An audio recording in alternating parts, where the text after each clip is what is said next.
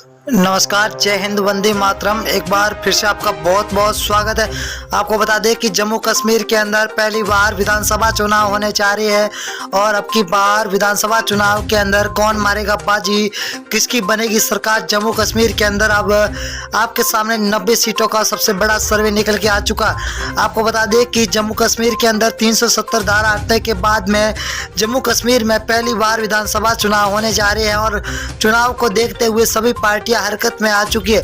2023 के अंदर विधानसभा चुनाव है इसी साल और 90 सीटों का सबसे बड़ा सर्वे निकल के आ चुका है, जो सी वोटर टीम नाउन और फलोदी सट्टा बाजार ने आज ही जारी किया है कि अब की बात जम्मू कश्मीर के अंदर किसकी बनती हुई नजर आ रही है सरकार और कौन मारता हुआ दिखाई दे रहा बाजी। महबूबा मुफ्ती ने अब की बार तैयारियां शुरू कर दी है तो कांग्रेस और बीजेपी ने भी अपनी तैयारियां जोरों तौरों पर शुरू कर दिए। तो अब 90 सीटों पर किसकी बनेगी सरकार, ये सबसे बड़ा देखने के लायक होगा और सबसे बड़ी सटीक सर्वे बता दें कि पहली सीट है अनंतनाग, जहां पर कुल 6 विधानसभा, 6 में से बीजेपी को 1, तो आईएनसी को 3 और पीडीपी को 1 और डीएपी प्लस को 1 सीट मिलती हुई दिखाई दे रही है। बहुत ही बड़ी विधानसभा है यहाँ पर। और अगली विधानसभा की बात करें तो बांदीपुरी है। बांदीपुरी की बात करें तो बीजेपी को 1 सीट मिल रही है, वही आईएनसी को 2 सीट और पीडीपी को 0 और डीएपी को भी यहाँ पर 0 सीट पर मिलती हुई दिखाई दे रही है। बहुत ही बड़ी खबर आ चुकी है। जम्मू कश्मीर विधानसभा चुनाव होने जा रहे हैं। बारामूला की बात करें तो बारामूला के अंदर कुल 7 विधानसभा, जहाँ बीजेपी को 2, आईएनसी को 2, पीडीपी को 1 और डीएपी को 2 सीटें यहाँ पर मिल रही है। यहाँ पर बीजेपी, कांग्रेस और डीएपी के बीच में कड़ी टक्कर अब की बार देखने को मिलेगी। अगली विधानसभा जहाँ बड़गांव है, बड़गांव के अंदर कुल 5 विधानसभा है, बीजेपी को 1 सीट मिल रही है, वही आईएनसी को 2 सीट और पीडीपी को 1 और एएसपी को यहाँ पर 1 सीट मिलती हुई दिखाई दे रही है।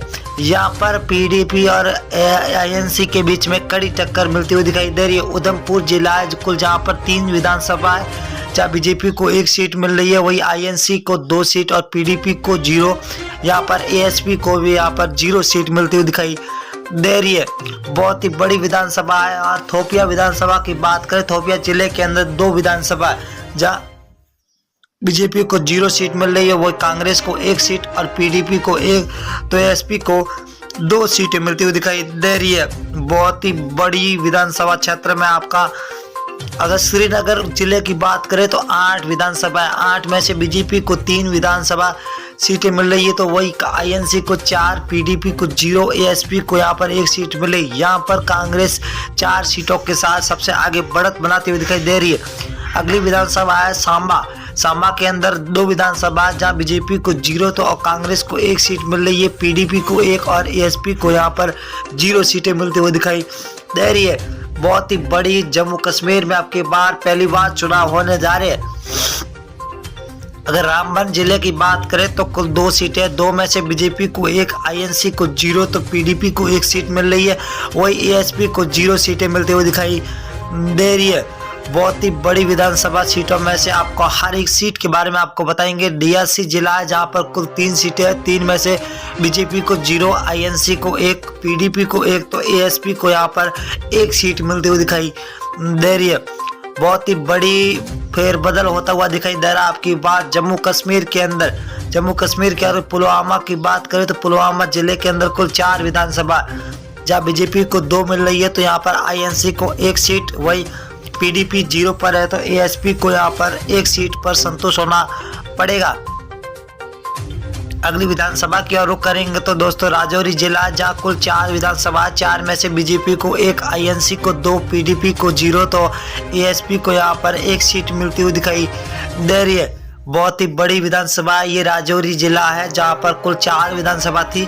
अगली विधानसभा की बात करें तो पुंछ जिला है। पुंछ जिले के अंदर कुल 3 विधानसभा सीटें, 3 में से बीजेपी को यहाँ पर 1 सीट मिलती हुई दिखाई दे रही है, तो वही कांग्रेस को 1 सीट मिल रही है।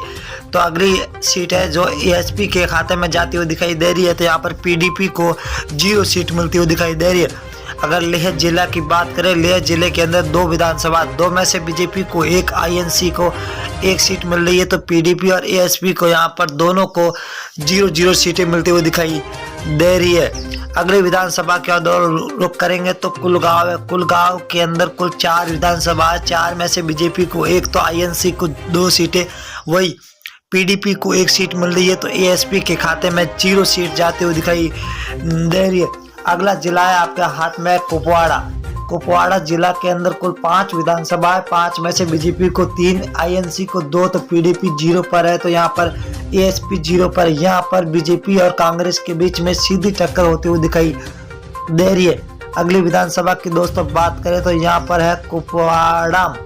यहाँ पर कुल 5 विधानसभा, जहाँ बीजेपी को 3 सीटें, वही आईएनसी को 2, तो पीडीपी 0 पर है, एएसपी यहाँ पर 0 पर टिकी हुई है। तो यहाँ पर बीजेपी और कांग्रेस के बीच में सीधी टक्कर यहाँ पर देखने को मिल रही है। तो अगला जिला है किश्तवाड़ा। किश्तवाड़ा के अंदर कुल 2 विधानसभा, जहाँ बीजेपी को 1 तो आईएनसी के खाते में 1 सीट जा रही है, पीडीपी 0 पर है, तो एएसपी 0 पर सीट टिकी हुई है।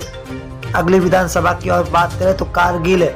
कारगिल जिले के अंदर 2 विधानसभा, जहाँ बीजेपी को 1, आईएनसी को यहाँ मतलब कांग्रेस को 1 सीट मिल रही है, तो वही पीडीपी और एएसपी यहाँ पर 0 पर टिकी हुई नजर